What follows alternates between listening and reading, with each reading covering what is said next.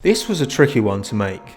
The 2000 to 2009 liveries in F1, I thought, generally speaking, were absolute beauties. Now, that's probably in part because that was the generation of cars that I grew up watching, right? I was 7 years old in the year 2000, and that's kind of when I got into F1. So a lot of these, the nostalgia factor is clear that keeps them well out of this list because, of course, we're talking about the 10 worst. To be honest, I'll probably only say about 4 or 5 of these I actually would be like, The others are just, a bit meh. And of course, please do not forget to drop a like on the video if you're enjoying it. It does help push the video out there to more people. And subscribe if you're new and you want to see more content that's just like this. Lists, chats, good fun, nothing too serious, a nice bit of isolation F1. And also, I'm going to excuse the 2001 Arrows and 2004 Williams because they were ugly, but not because of their liveries, because of questionable aesthetic design decisions. We're going to start at number 10 with the 2008 Williams. Now, generally, I don't like navy cars in Formula One. I've made that quite clear. But I will concede that earlier on in the 2000s, Williams had actually some really good liveries with navy incorporated. But for me, this 2008 one was essentially the weakest. So I've put it at number 10. Next, we've got the inaugural 2006 Toro Rosso. Their very, very, very first season in F1 after Red Bull bought out Minardi and rebranded. For me, this was the weakest of the Toro Rosso liveries. The Red Bull, how that was implemented on the side, it was too busy. I like the more graphical approach that they went for later down the line, making it simpler. There's just too much going on with that Red Bull on the side. And for me, the gold tip nose is just a bit eh. Next, we've got the 2009 Force India. This was hard to put in because I don't dislike the livery as such, but those liveries got so much better, if you ask me, with the Force Indias, with the black on that orange and green base. For me, this white on the orange and green base it was different. It stood out, which I rate and I like that. But just looking over these, for me, it just came out as just a bit of a me no likey. Okay, number 7, and this is the first I think that's generally disliked. I did put out a question on Twitter asking what you guys all thought of this generation, if there was any shockers, and this was mentioned a few times. It's the 2007 Honda. Their lovely Earth thing idea. Great, lovely concept. Really like that. The implementation, though, wasn't great, if you ask me. I think it really struggled, actually, just from having 0 sponsor logos on it, because then it just didn't look like a race car. It just looked more like an art piece, which maybe that's what they were going for.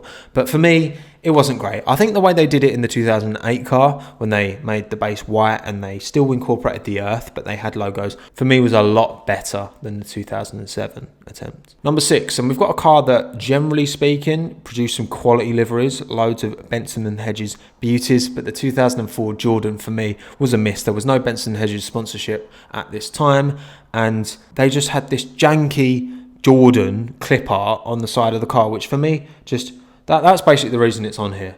I like the yellow, and yeah, it was a bit meh. They didn't really do much more with the design other than have it yellow, but that Jordan is just inexcusable on the side. I'm sorry, it can't be allowed to slide. Number 5, we've got the most forgettable F1 team of the last 20 years, probably, maybe more. Midland Grand Prix. They were in for one season in 2006. They took over Jordan, which then became Midland, which then became Spiker, which then became Force India. But yeah, the base colours, you had the kind of reddy orange, I think it's more red than orange, and the grey, and totally forgettable livery on a totally forgettable team in a totally forgettable car. Number 4, we've got the 2001 Prost GP car. It's just a blue car with this weird, just red bit out of nowhere with a deco on it. No, Alan, this is not a vibe. The blue's okay. It's just blue, isn't it? There's nothing. Look at it. It's just boring. All right, top three. This is where we get to liveries that I actually just actively dislike. Okay, so at number 3 we have a car that was driven by Gianmaria Bruni and Zolst Baumgartner, which Zolst Baumgartner sounds like a great drum and bass DJ name. He's a Hungarian ex-Formula 1 driver. And he drove the 2004 Minardi, which was just messy. So messy. You can tell that Minardi were just taking anyone who would sponsor them left, right and centre. Tons of sponsors, all in their own colours that they wanted. And it's just a mess. You know, the Minardis of the past, when you had the black and the white, I thought were good. And actually, there was a few mentions when I tweeted about the Volt Green 2000 Minardi. I actually quite like that. Some people didn't like it. I actually quite like that car. It was different. It was nice. But for me, this was just messy, man. It wasn't even a livery. It was just literally a sticker board. So you'll get number 3 on my list. Number 2, we're going to 2008. We've got a car that was driven by Adrian Sutil and Giancarlo Fisichella. It is the inaugural. It's another inaugural livery, the 3rd one on this list. It's the inaugural Force India. Again, they bought out Spiker, became Force India. And what did they do? They made a white and red car. That's fine. And then they slapped this vomit gold, horrible colour on the side of it. No.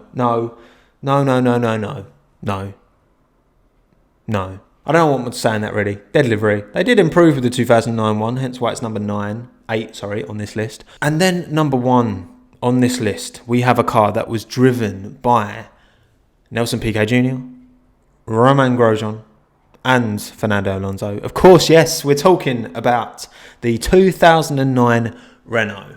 This was first on my list and it's number 1 because it is horrible. It's a horrible livery. I will not hear any different.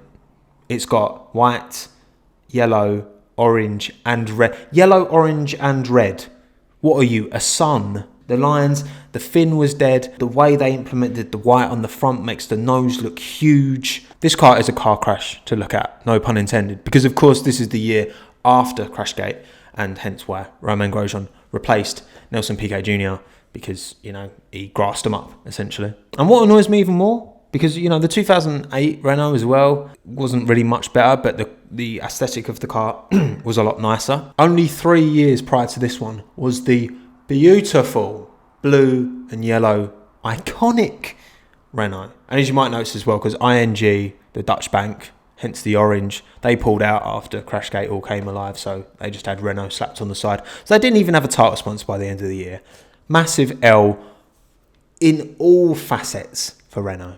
So there we have it. There's my 10 worst. Be sure to let me know in the comments down below how you would rank these or what your top 10 worst is. Top 10 worst. Does that even make sense? Probably not. And of course, I will be bringing my top 10 best, which I think will be an equally difficult video to make. But to be sure you don't miss that, make sure you like and subscribe and turn notification bell on and do all that fun stuff to make sure you see all my stuff as soon as it drops. Please take care of yourselves. I hope we're all doing well and okay in isolation. It's a weird time for everyone. But again, I'll do my best to bring as much content as I can to keep everyone nice and interested for 10-minute chunks of your life. My name's been Tommo. This is the Tommo F1 YouTube channel. Thanks again, as ever, for watching. Have a good one. Ta-da.